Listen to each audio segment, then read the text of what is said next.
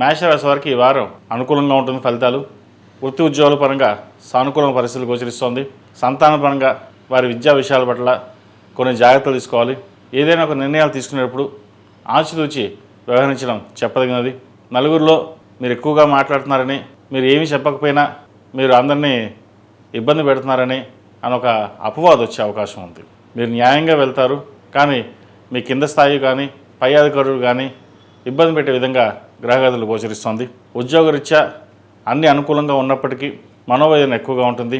ఉద్యోగం స్థిరంగా లేదు, లేదా ఇంకో చోట ఉద్యోగం మారదాం అనే ఆలోచన ఎక్కువగా ఉంటుంది. లాభస్థానంలో 5 గ్రహాలు ఉన్నాయి. వ్యయంలో శని వీరికి అంత అనుకూలంగా లేదు. వీరికి ఏలినాడు శని నడుస్తుంది. గడిచిన వారం కొంతవరకు బాగుంది అంటే ఈ వారం ఫైనాన్షియల్ పరంగా స్ట్రెస్ అధికంగా ఉంటుంది, వర్క్ లోడ్ ఎక్కువగా ఉంటుంది. వ్యాపార పరంగా కూడా మధ్యస్థ ఫలితాలు ఉంటాయి. అదేవిధంగా వివాహాది శుభకార్యాల విషయం వచ్చేసరికి ఒక మంచి సంబంధం కుదురుతుంది. వివాహ శుభకార్యాలు ప్రారంభిద్దాం అని చెప్పి అనుకుంటారు. ముహూర్తాలు కూడా ప్రారంభమయ్యి ఈ మధ్యనే దూర ప్రాంత ప్రయాణాలు కలిసి వస్తుంది. విద్యార్థులకు సానుకూలంగా ఉంటుంది. పరీక్షలు ప్రారంభమయ్యే ప్రతిరోజు దక్షిణామూర్తి స్తోత్రాన్ని పఠించుకుని ముందుకు వెళ్ళడం చెప్పదగినది. ఏదైనా సరే స్థిరంగా ఉండి నిర్ణయాలు తీసుకోండి. కాలం బాగుంది. చేసే ప్రతి పనిలోనూ కృషి కనిపిస్తుంది. విదేశాల్లో ఉన్న వారికి ఉద్యోగ అవకాశాలు కలిసి వస్తాయి. ద్వితీయాధిపతి సప్తమాధిపతి అయిన శుక్రుడు లాభస్థానంలో ఉన్నారు. అయితే రవితో కలుస్తున్నారు.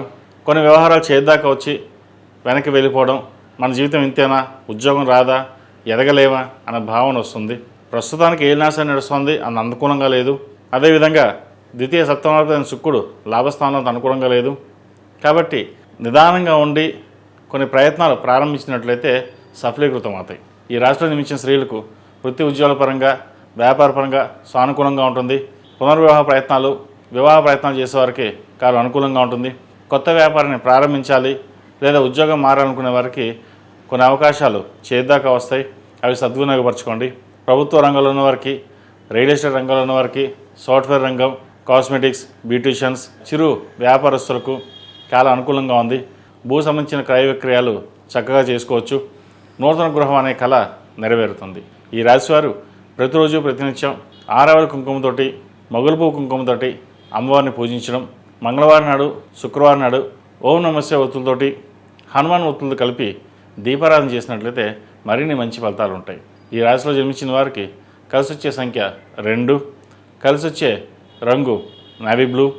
ఏదైనా పని మీద బయటకు వెళ్ళినప్పుడు శుక్రవారం కానీ మంగళవారం కానీ వెళ్ళండి, మంచి ఫలితాలు సంప్రాప్తిస్తాయి.